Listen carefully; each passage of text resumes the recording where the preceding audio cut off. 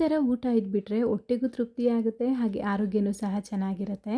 ಚಪಾತಿ ಅಷ್ಟೇ ಮೃದುವಾಗಿ ರಾಗಿ ರೊಟ್ಟಿನ ಮಾಡ್ತಾಯಿದ್ದೀನಿ. ಇದನ್ನು ಮಾಡೋದಕ್ಕೆ ಮೊದಲಿಗೆ ಬಾಣಲಿ ಇಟ್ಕೊಂಡು 2 ಕಪ್ ಆಗುವಷ್ಟು ನೀರು, ರುಚಿಗೆ ಎಷ್ಟು ಬೇಕಾಗುತ್ತೆ ಅಷ್ಟು ಉಪ್ಪು, 1 ಸ್ಪೂನ್ ಆಗುವಷ್ಟು ಜೀರಿಗೆ, 1 ಸ್ಪೂನ್ ಆಗುವಷ್ಟು ಸ್ವಲ್ಪ ಎಣ್ಣೆನ ಹಾಕ್ಕೊಂಡು ಸಣ್ಣದಾಗಿ ಕಟ್ ಮಾಡಿರುವಂತಹ ಈರುಳ್ಳಿ, ಸಣ್ಣದಾಗಿ ಕಟ್ ಮಾಡಿರುವಂತಹ ಕೊತ್ತಂಬರಿ ಸೊಪ್ಪು, ಹಸಿಮೆಣಸಿನ್ಕಾಯಿ, ತುರಿದಿರುವಂತಹ ಕ್ಯಾರೆಟನ್ನು ಹಾಕಿ ನೀರು ಕುದಿ ಬಂದಮೇಲೆ ಸ್ಟವ್ನ ಆಫ್ ಮಾಡಿಕೊಂಡು 2 ಕಪ್ ಆಗೋವಷ್ಟು ರಾಗಿ ಹಿಟ್ಟನ್ನು ಹಾಕಿ ಗಂಟಿಲ್ದಿರೋ ರೀತಿ ಚೆನ್ನಾಗಿ ಮಿಕ್ಸ್ ಮಾಡ್ಕೋಬೇಕು.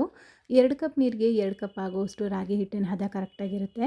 ಈರುಳ್ಳಿ, ಹಸಿಮೆಣಸಿನ್ಕಾಯಿ ಎಲ್ಲ ಹಾಕಿರೋದ್ರಿಂದ ಹಾಗೇ ತಿನ್ಬೋದು ಈ ರೊಟ್ಟಿನ, ಅಷ್ಟು ರುಚಿಯಾಗಿರುತ್ತೆ.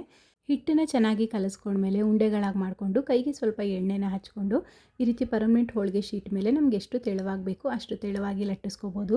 ಬೇಕಿದ್ದರೆ ಅಕ್ಕಿ ಹಿಟ್ಟು ಹಾಕಿನೂ ಸಹ ನೀವು ಕೈಯಲ್ಲೇ ಲಟ್ಟಿಸ್ಕೋಬೋದು. ಕಾದಿರೋ ತವ ಮೇಲೆ ತಟ್ಟಿರೋ ರೊಟ್ಟಿನ ಹಾಕ್ಕೊಂಡು ಎರಡೂ ಸೈಡು ಬೇಯಿಸ್ಕೊಂಡ್ರೆ ರುಚಿಯಾಗಿರುವಂತಹ ರಾಗಿ ರೊಟ್ಟಿ ರೆಡಿ ಆಗುತ್ತೆ. ಇದ್ರ ಜೊತೆಗೆ ಬೆಸ್ಟ್ ಕಾಂಬಿನೇಷನ್ ಅಂದರೆ ತುಪ್ಪ, ಹುಚ್ಚೆಳ್ಳು ಚಟ್ನಿ, ಹಾಗೆ ಹುಚ್ಚೆಳ್ಳು ಚಟ್ನಿ ಪುಡಿ, ಮೊಸರು ತುಂಬಾ ಚೆನ್ನಾಗಿರುತ್ತೆ.